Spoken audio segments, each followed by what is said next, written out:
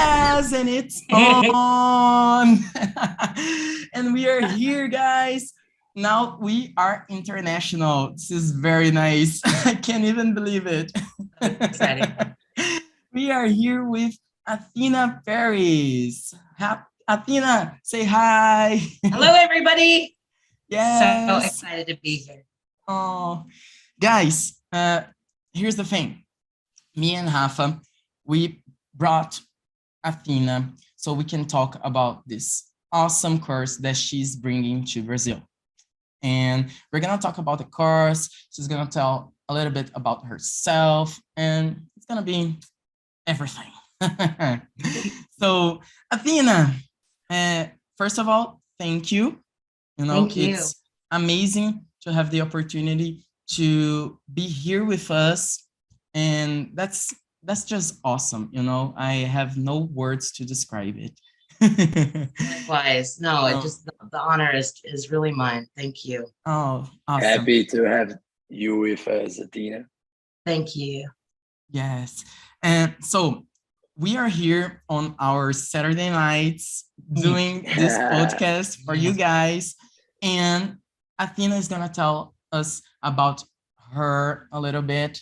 So tell us your story, just a brief.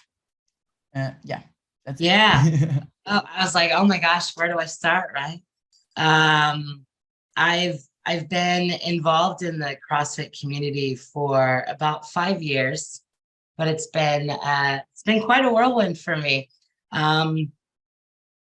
My story kind of started back in 2017 when I first found CrossFit, and I tell everybody it was an accident. I was pretty close to 500 pounds. I don't know. We don't know how high the number got because scales don't go that high, Wow. And I was on a walker and had to move around on 2 canes. And so when I looked into a trainer, a coach, I really, my goals were very small. I really only thought that I was going to go into a CrossFit gym and learn how to walk without the use of my canes and my walker. That was the only goal that I had. I didn't realize that I was going to walk in this gym and it was going to change the complete trajectory of my life, which it did. Completely, right? Yeah, in the craziest God way possible. So I lost at my highest. I had lost 245. We've settled around 200 right now, and it's still kind of a work in progress. Oh man, CrossFit did a couple of videos, and those videos are what went out to the world.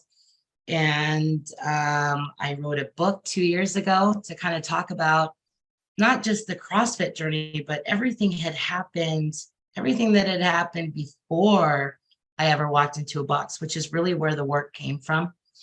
And then, gosh, I became a coach, and then got my level 1, and then ended up going back and got my level 2, and opened up Scaled Nation CrossFit 2 years ago. Which is your box, right? Yep. And what we do at Scaled Nation is we're very different from traditional boxes in that our primary demographic that we work with are people that have hundreds of pounds to lose. In fact, we have several members that are way over the 400 mark easily. Wow. So CrossFit for them is very different coming in and getting healthy. It looks different, but it's the same movement, same everything. And we work on getting people into our box as a way of helping them feel more comfortable in an environment where there are other people that look like them, that move like them. So it's not as intimidating. And then once they get to a point where they've gained that confidence, they've built it, and they're ready to fly, then we find a box that's closer to where they're at. Awesome. That's we so try nice. to bridge that. How many members do you have, Athena? We have 40 here, but 40, it's 400 square feet. So We call it floor management. So yeah, between the online and in-person members, we have 40. Oh, cool. Nice. Yeah. And Athena, Yeah. what motivated you to create the course? Yeah. So I would say that motivation probably came from a variety of different places. I think one of the biggest was there was an Instagram page that got started a couple years ago called We Belong CrossFit, and it was all these stories that people just kept sending me, people that were in the CrossFit space. They were larger bodied and they just struggled, and a lot of the things that they were saying were very common, very common types of occurrences. And the problem is that they happen all the time. And it's unfortunate. I wish they didn't, but they do. And so for me, it kind of served as twofold, right? One, to have a place to put these stories so that I didn't have to carry them anymore. But two, having a place where I could post them up and have them visually so I could start seeing patterns, like where people are afraid or where they complain or where they get very angry when things happen, we're all starting to happen in very common places. So it was kind of like, could I create a course to help coaches understand these areas better so that we don't have this happen anymore?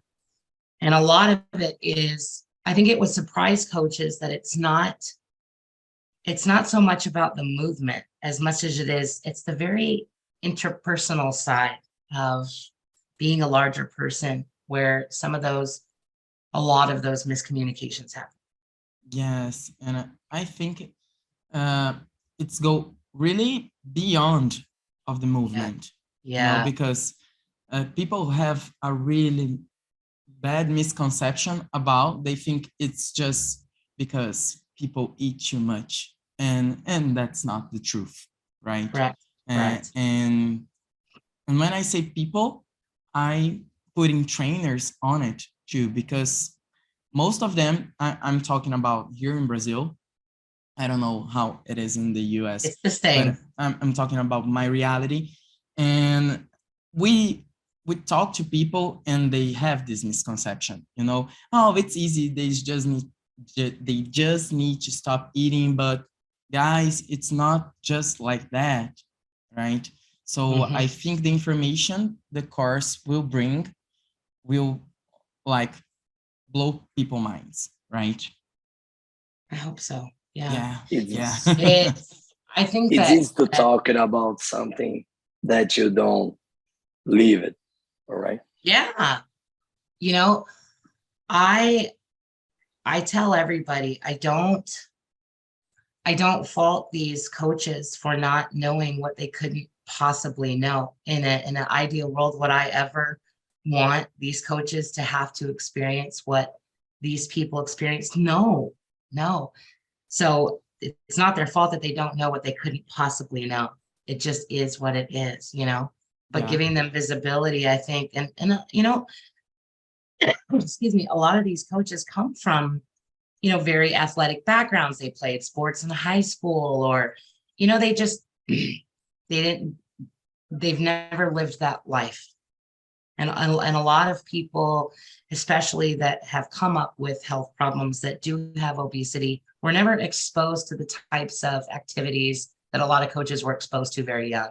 So they grew up appreciating sports and fitness, and it's not that story for so many people. They come from different backgrounds and different stars. Yeah. Awesome. And I have a question. Yeah. The course is mainly for trainers, or who should take this course? That's a great question. We started when we first developed it, we really wanted to target the coaches because we felt like they were going to get the most benefit. But whether it was by accident or not, we started getting the course out there, and we found that a lot of medical professionals started coming to the course. A lot of family members of people that are larger bodied started coming to the course. And then we actually started seeing some pretty decent numbers of larger bodied athletes themselves coming to the course. And part of that is I feel like it could serve as something very validating for them, I think. And two, it also exposes them to the movement side so that they can start advocating for themselves better, so. Yes, awesome. That's nice, because the L1 is not for only people who wants to train people, right? It's for anybody. So, yeah, and I think people should take this course like a learning process, right? Yeah, awesome. I look at it like everyone can learn something new in this course. Absolutely. It's just more education in a very specific area is all. And I think anybody could walk out with something. Totally. Yes. Athena, my question for you is, why did you choose the CrossFit, and why do you recommend it for large body athletes? Yeah. This is the part where I hope I don't cry. Don't worry, if you get emotional, it's all right. If you get emotional, I'm gonna get emotional. It's all right.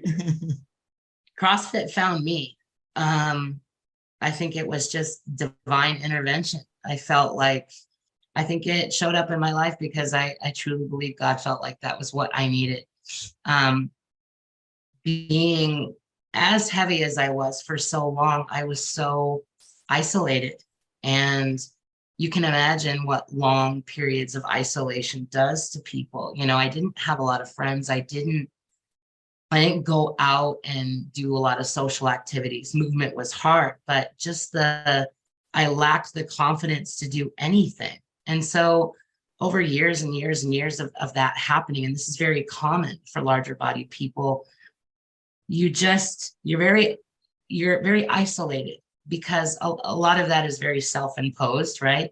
But a lot of that is also because you don't feel like anybody can understand what you're going through. A lot of it is stuff that we tell ourselves. It's totally not true, but that's what happens. And so the community aspect of CrossFit was one of the most amazing changes for me. And it was part of that recipe that made it such a success, is having those people that cared that I wasn't there that day. If I didn't show up, I would get a text that'd be like, hey, where the F are you? And I'm like, darn it.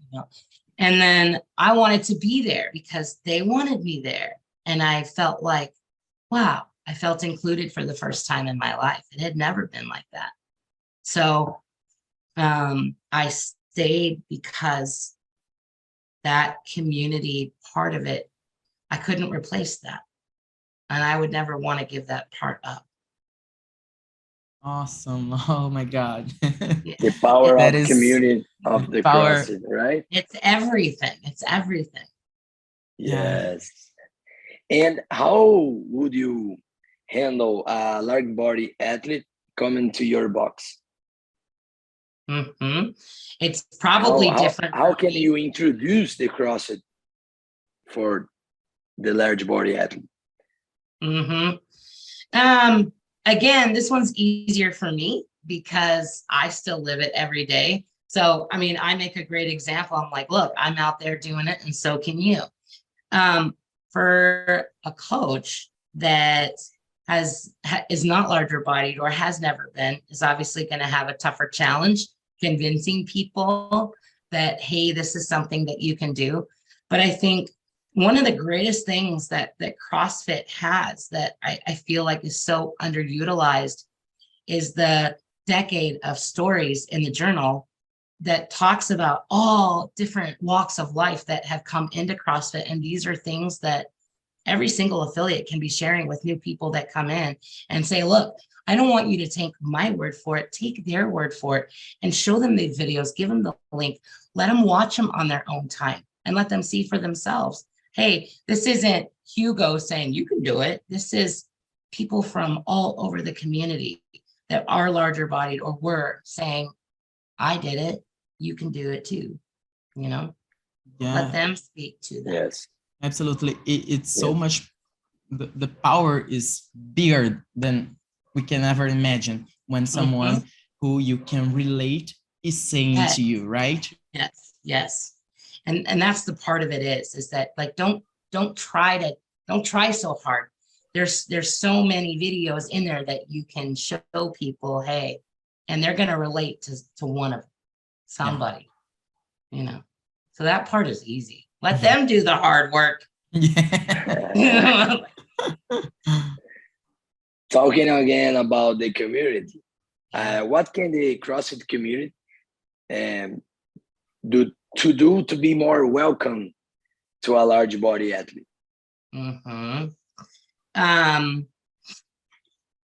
I think it starts with the kind of culture that you have in your box. And it starts from the moment that someone walks in the door. You know, have you groomed a culture that everybody says hello? That, you know, from that first 5 minutes, that's where that first impression is going to come from. Is everybody trained to identify and look for people that are new, that might be there for the first time? Or are we all welcoming? Are we all letting people know, like, hey, you picked the right place and you belong here, type of thing? When that doesn't happen, you'd be surprised on how quickly, you know, things can get off track if that doesn't happen in that first 15 minutes. It's so simple, but you'd be surprised on how often it doesn't happen. Excuse my cough. It's right. allergy season here in Minnesota. I was like, we were outside all day. And then, you know, your type of coaching, you know, like, are you taking the time to make sure that you are stepping all these movements back so that if somebody does come in that needs extra modifications, are you putting time into understanding what those might be, making sure that you're aware about the equipment that you have in the box, understanding that everything has weight limits, making sure that everybody can get a t-shirt. It's just all these little things that go so far, you know? Yeah. And basically a community that care about each other, right? Yeah. Yeah. Yeah. And I think it could be very intimidating for anyone to start CrossFit because it is what you see in the videos and things like that. And then you go to a place where people lift weight and they are all kind of shredded and strong. And I mean, it's not that normal to see that on daily basis, and you go to a place where people are doing that. So that could be very intimidating, right? I mean, you know what I tell everybody though? I mean, Hugo, if you can take yourself back to your first day of CrossFit, it was really intimidating for me, you know, for me. For everybody, for right? everyone. Like for everybody, it's like big, small, it doesn't matter.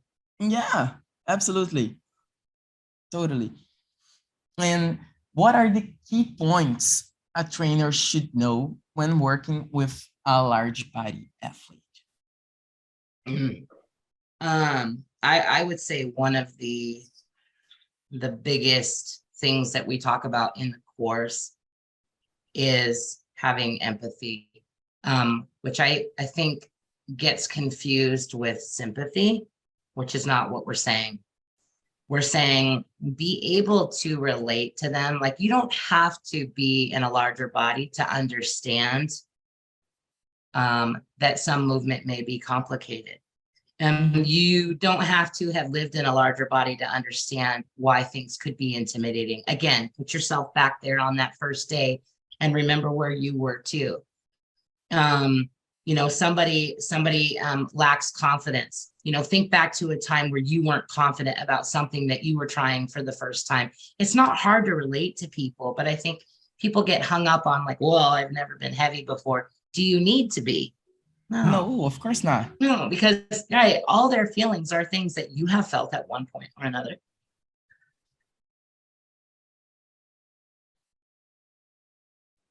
Sorry about that. So, We talk about empathy. We talk about listening. I think coaches do a lot of talking sometimes, and they forget that they need to listen. Yeah. As much, if not more, to what their athletes are saying. Actually, just basics of just being a good human sometimes, really. Mm-hmm. It's just caring, right? Yeah. Listen and empathy. Yeah. It's simple, but yeah, I know it could sound cliche, but it is what it is, right? Mm-hmm. We are only humans, and we just need to care more about people, whatever they look like, whatever they.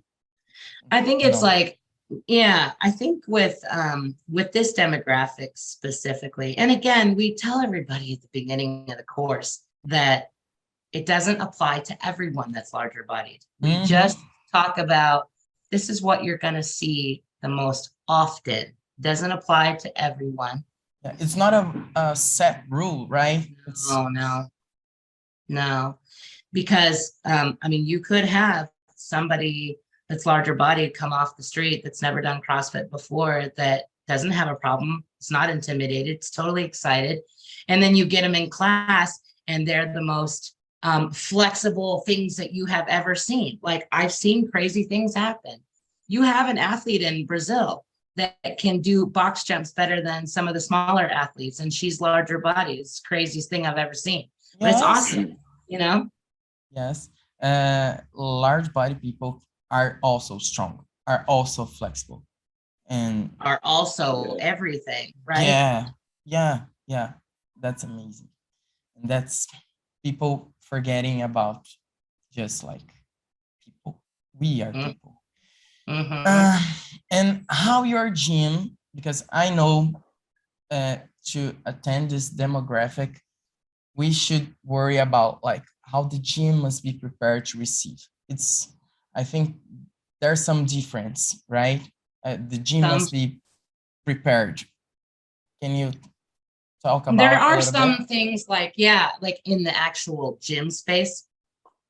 There are things that make it more complicated for larger bodied people. Yeah. So when somebody walks into a gym space that's larger bodied, I just always try to tell everybody they're looking at it with a different set of eyes. They're looking at it from their lived experience. So there's going to be little things that they look for, like chairs, for instance. It's probably going to be the first thing that they notice is whether or not the chairs have arms. So they're looking at the arms to see whether or not they can sit in the chair. Is there a place for them to sit down and rest? And does it have arms? Are they going to fit? You know, they're looking at things like that. Larger bodies tend to have a lot of balance issues. So when you walk into gym spaces and all of the storage is like right on the floor, like their lockers and things like that, where larger body people have to bend down and get into uncomfortable situations where they can't reach, or they're going to have balance issues. Same thing goes for like low lying furniture, like really low sofas. Yeah. You're getting up and down. Those can be really, really hard. Everything to how you have your bathroom set up. Is there a changing area where somebody can change, where they might feel uncomfortable changing with the rest of the class because they are larger and they don't want people staring. They don't want people watching. You know what I mean? Yeah, so totally. We have this thing that we give out in the course called the gym audit. And it's got about basically 6 pages worth of, hey, I want you to go around, look at this audit and look at all of these things that we point out in this audit and see how close you are. Here's everything that we want you to be aware of for the physical space on what you can do to make your box more welcoming physically for a larger body person. Oh, that's awesome. It's a checklist for gyms. Right. So those are kind of some of the things that we talk about. Oh, that's awesome. That's awesome. Yeah. Whoa. And when thinking about a class, you said Scale Nation, it's a box for large body. But when we think about a box that will receive every kind of people. So how would you as a coach, how would you introduce a large body athlete to a class with all sizes and shapes, and it's like their first class? How would you handle that? So this is kind of like where I say it would apply to anybody. If that person was older and they were a master's athlete, right? Would you introduce them as the old lady? Probably not. Of course. You know not. what I mean? Right? Of course not. So you're gonna want to make sure that people know that they are new. But that's really the only thing that is going to apply to your class. You want people to know they're new because they're going to want support. They're going to want, you know, the cheers. They're going to want all of the things that new people and anybody that comes into CrossFit needs, right? But other than that, making sure that that new person knows who the coaches are and knows who the other members are. I think you call them students in Brazil. Yeah, we do. Right? Yes. You know, so it's different, but making sure that they know who everyone is the most important thing. But other than that, I don't know how that there would be any other differences on introducing a larger bodied athlete into the space than you would anyone else. Yeah, and when I'm talking about handling the class, you know, warm up, specific warm up, how do you do for them to not feel like they are how can I say, like they are like a, that's not really the word that I'm saying, but I cannot think about any other, like a burden, you know what I mean? Yes. Okay. So I think that when athletes start feeling like their burden is when there starts to be awkward pauses in what they've been provided, meaning this goes back to that culture thing that we talked about in the very beginning, right? Like, what kind of culture are you cultivating at your box? So when we start with the workout, say somebody walked in, they are larger body, just like me. They walked in, it's their first day of CrossFit. How do you make that a better experience for them is all about how you present. So when you present the workout, it's not about just presenting whatever workout is up on the board. You need to have made sure that you did the homework ahead of time to make sure that you're providing enough modifications to show that you can look at them and say, you can do this, you can do this, you can do this.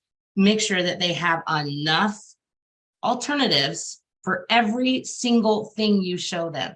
And what I tell coaches, where people forget is in the warm-ups. Why aren't you modifying the warm-ups just like you would give them scaling options for the workout? How many larger bodies can get into a pigeon pose? Small percentage. You know what I mean? Like every single movement needs to have alternatives in case they are not able to do that movement. Anytime that you're larger bodied, right? There could be barriers in what you're going to be able to do or the types of movements you're going to be able to get in. Can you imagine some of the warm-ups, like throw some out, you know, like pigeon pose or scorpion? What if somebody can't get on the ground yet? Or you don't know if they can get up and down off the ground yet? Is that going to be something you have them do? You know what I mean? Like you're going to have to do some quick thinking when somebody comes into the box because you don't know, but you have to operate under the assumption that they may not be able to do that yet. So what are you going to offer them as an alternative? Yes. Athena, basically, the trainer needs to know that he needs to scale all the terrain. All the way back. Everything you Since put the up. general warm-up to workout. That's right. So if you have, say your first movement, I'm trying to figure out like construct the dummy warm-up, right? Say you line everybody up and the first thing that you're going to have them do is an inchworm, right? So everybody does inchworms. Do you know if that person that's brand new, can they do that inchworm? Well, there's ways that you can take them down to the floor, right? So maybe just bending over and making sure that their hands touch their quads. If you know that they can get that far and you have them stand back up again, and then you're going to take them lower this time, right? Can you touch your shins? Okay. You know what I mean? So in your progressions, walk them, get them to the floor, and you'll see whether or not they're going to be able to do an inchworm without calling attention to themselves, you know, without drawing more attention. It'd be the same thing that you're having everybody else do at the same time. And it's not going to call them out. It's not going to make them feel uncomfortable because everybody's doing it. You know what I mean? And if they get to where they're starting to feel uncomfortable, they're starting to get down on the ground, and you can see that that movement's not quite there, that's where they stop. Okay, great job. Next time, maybe we'll try it a little bit further, you know, maybe a little lower next time, or whatever that looks like, you know? But yeah, I would say that it's a commonly seen challenge with coaches, is that sometimes they get really good about making sure they've got scales prepared for the workout, but nothing else. Do you have scales prepared for everything you do on the floor? Starting from the very first minute of the warm-up. Yeah. You need to have a really well-planned lesson plan, right? Yes. From the trainers needs to be prepared. From the first minute, not the workout. Yeah. Whatever you have somebody do from the moment that they get there. Yes, exactly. Every stretching movement, every warm-up drill, everything. That's when people start feeling like a burden, is when you send everybody off into a warm-up, say it's a run, and that person, that larger bodied athlete that walked in can't run, and you haven't offered them an alternative. What are they going to do? They're going to stand there. You've created a couple of minutes of insecurity, uncomfortableness, and that's what they're going to remember when they leave. And there's a good chance they might not come back because they don't want to feel that again. So what have you done to make sure that they don't feel that way? Be thinking ahead. Hey, you know what? If you're not comfortable with the run, you can do this, you can do this, you can do this. Which one do you want? You know, give them an option. Which one would you feel more comfortable with today? And then as you get to know that athlete, you can start seeing what they're able to do. And that's when you can start pushing them. Because once you start working with them, you can start seeing what they're able to do. And then you're establishing trust with them. The more trust that you, exactly, that's where you're going to be able to start applying some pushing. Because we want to push them, right? It's not about making it cushy and soft, and that's not what CrossFit is. No. You know, like, we want to do that. And let's not forget that there's a reason why these people signed up for CrossFit, you know?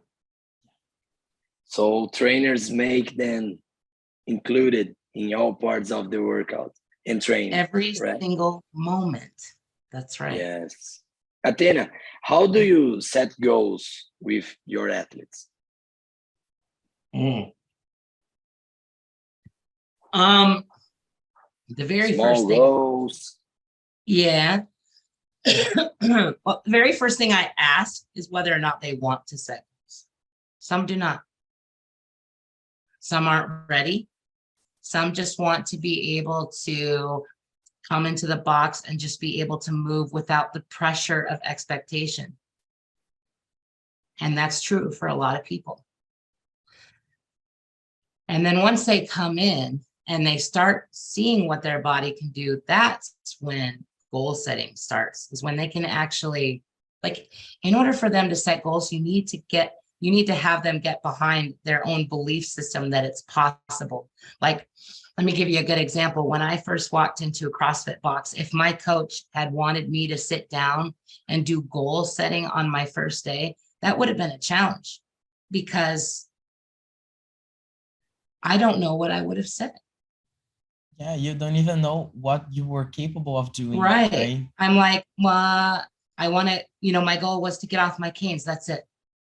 I couldn't think past that. It didn't even occur to me that there would be a life past that. It's crazy, right? Yeah. So when you do set goals, in my box, there's a lot of weight loss goals. Theirs, not mine, for them. That's theirs. But I also try to make sure that we're setting goals that we can reach. Again, for instance, someone might say, I want to lose 150 pounds. That's noble, right? Amazing. Yes, let's get there.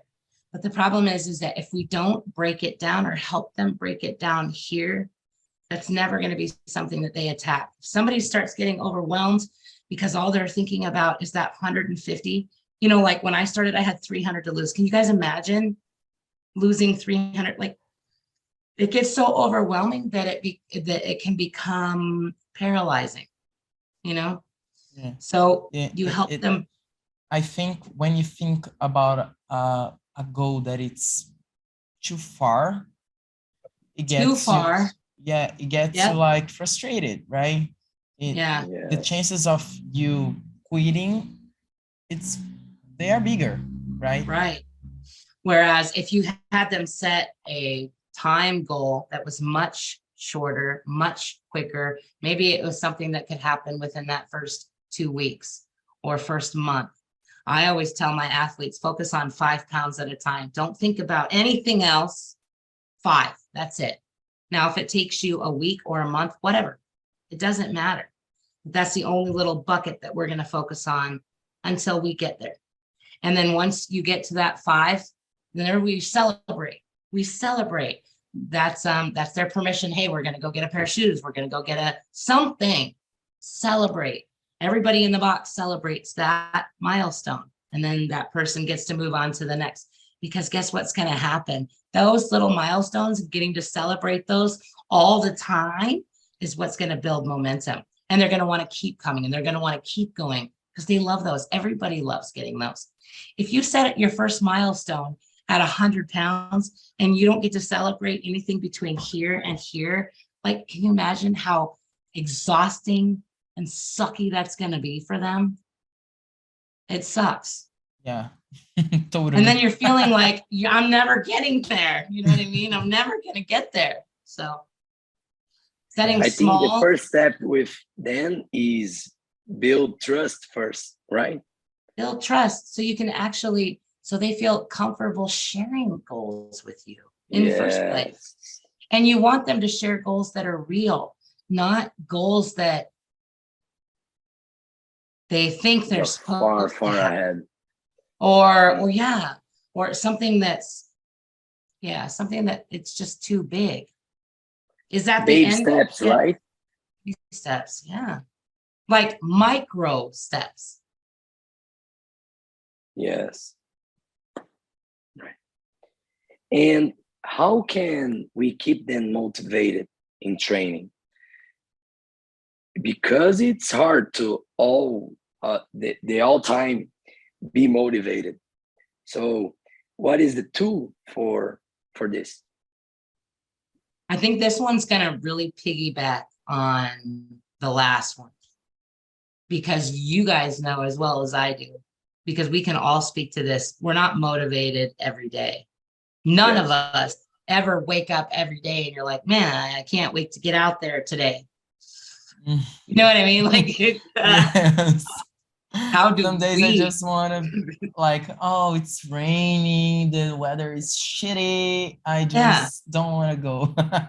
Exactly, right? We always have an excuse for something.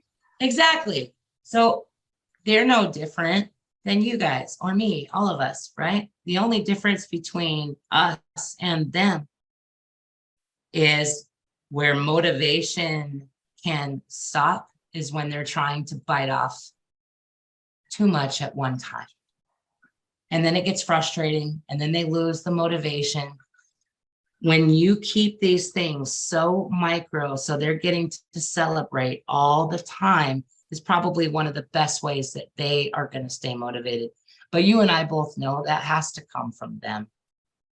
As long as you're doing everything as a coach to keep them motivated, and it doesn't matter how many times they tell you, you know what, I tried to get down there. And I know in the back of your mind, you're going to be like, no, you didn't. No, you didn't. Just be the rock there no matter what. If they tell you 500 times, tried to get down there, I tried to get down there. So what? Be there, support unconditionally. Unconditionally means that you're going to be there no matter what. Can you push them? Yes. Yeah. put a little pressure on them, but don't make them feel bad if they don't come. Don't make them feel bad if they don't show up. Just stay on them. You know what I mean? That's the only thing you can do. Yeah. Yes. Awesome. Powerful words, Athena. Thank you for this. You're welcome. Yes. Athena, this is it. That was the questions that we prepared for you. That's it. I was like, this went so fast. I hope you enjoyed your time with us, and it was a blast for us, having you here and to have the opportunity to talk to you. It's really nice. I hope everyone that is listening to us really had pay attention on the things that she said, that it was incredible. It's truly awesome. I mean, just the world feels smaller. Yes. I mean, just the technology to be able to do this and be able to talk to you guys real time and to be able to share the message in Brazil is just such a cool thing. Yes, that's it. And that's why we're here. We're spreading the word. Yeah. Well, I appreciate it immensely. And if there's any questions, or you find that, hey, people have lots and lots of questions, then I'd be happy to come back and answer more, just whatever I need to do. Awesome. Athena, give your email or Instagram for the listeners. Of course. Yes. Yeah, that email is, I was like, could I chat it? Yeah, you can just say like your Instagram, how they can find you, like your at. Yeah, it's at Athena Marie, B as in boy, T as in Tom. So Athena Marie BT is the Instagram handle. And then the email is just connect@scalednation.com. Awesome. So guys, if you have any questions for her, she's like this darling that was talking to us, so just send her a message, and I'm sure that she will answer you back whenever she can. Right? Well, thank you very much, guys. I thank you for having me here. Oh, we don't have any words to say, we are really happy. Thank you very much for your time. This episode is so special for us, the first international episode. And I get to be the first. You got to be the first, Yeah, that's my little check mark. Because it's so special. Because of you. Thank you very much. Thank you. And I see you on the course, okay? You got it. Yes. You got it. Yes. Bye. Bye, everyone. Bye, Love Athena. you so much. See Bye-bye. Love you. Bye. Thank you.